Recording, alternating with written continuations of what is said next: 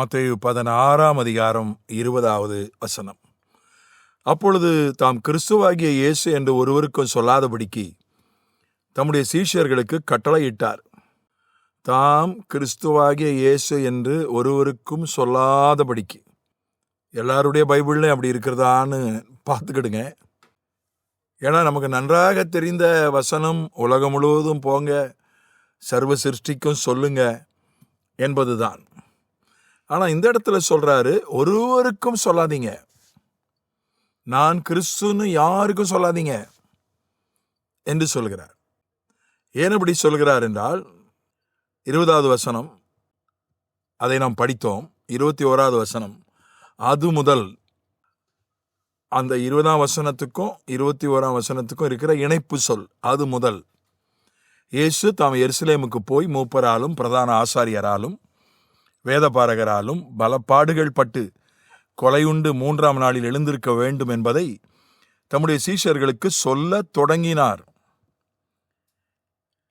எப்பா, நான் கிறிஸ்துன்னு யார்கிட்டையும் சொல்லாதீங்க, நான் பாடுபடணும், சிலுவையில் தொங்கணும், உயிரை கொடுக்கணும் அப்படின்னு சொல்ல தொடங்கினார். அது வரைக்கும் அவர் பாடுகளை பற்றி சிலுவையை பற்றி சொல்லவே இல்லை.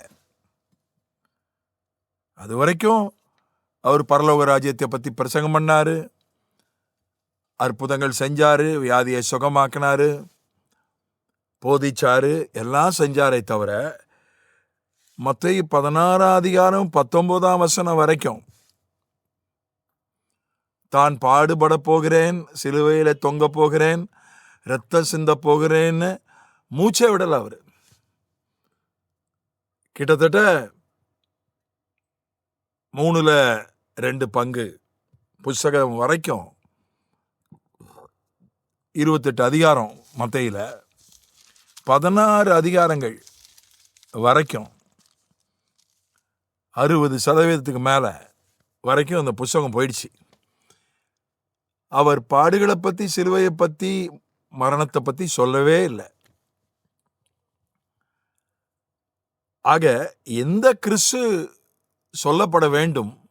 இவர் கிறிஸ்து பாடுபடாவிட்டாலும் இவர் கிறிஸ்து தான், தேவனுடைய குமாரன் தான், அதில் எந்த சந்தேகமும் இல்லை.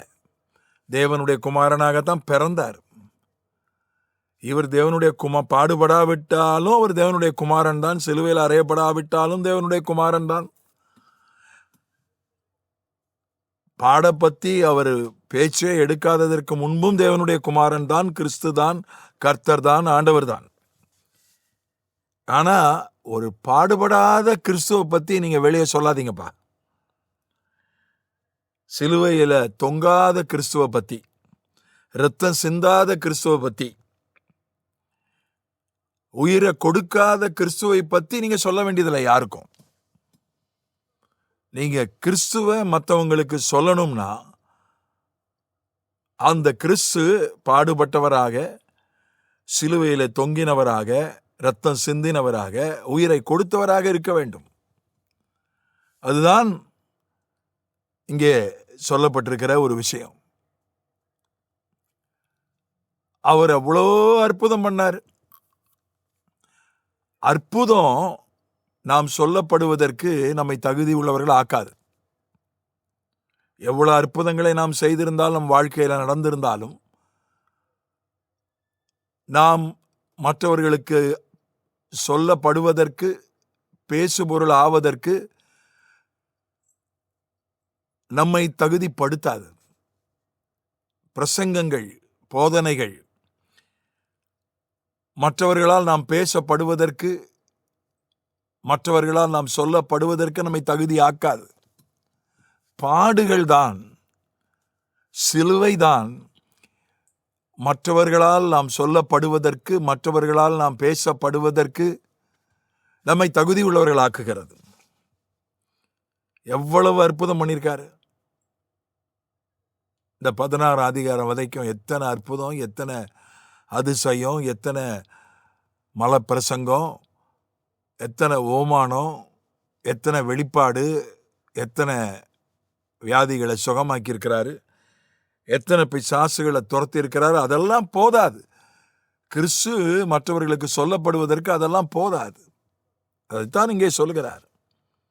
அது முதல் என்னை பற்றி யார்ட்டையும் சொல்லாதீங்க, நான் பாடுபடணும். அதுக்கப்புறம் சொல்றாரு, உலகமெங்கும் போங்க. இந்த அதிகாரத்தினுடைய கடைசி வசனமே அதானே. மிக பிரபலமான ஊழிய வட்டாரத்தில் மிக பிரபலமான வசனம் அதானே. சர்வ சிருஷ்டிக்கும் சுவிசேஷத்தை பிரசங்கம் பண்ணுங்க, உலகம் எங்கும் போங்க. அதனால அற்புதங்கள் நமக்கு தேவை, சுகம் தேவை, பிரசங்கங்கள் தேவை, போதனைகள் தேவை, வெளிப்பாடுகள் தேவை. இவற்றை விட பாடுகள் தான் நமக்கு ஒரு பெரிய தகுதியை கொடுக்கிறது.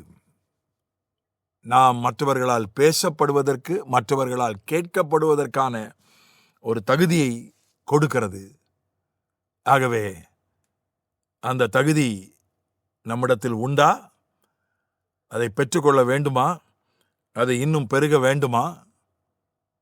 சிந்திப்போம், ஜெபிப்போம். ஆமென்.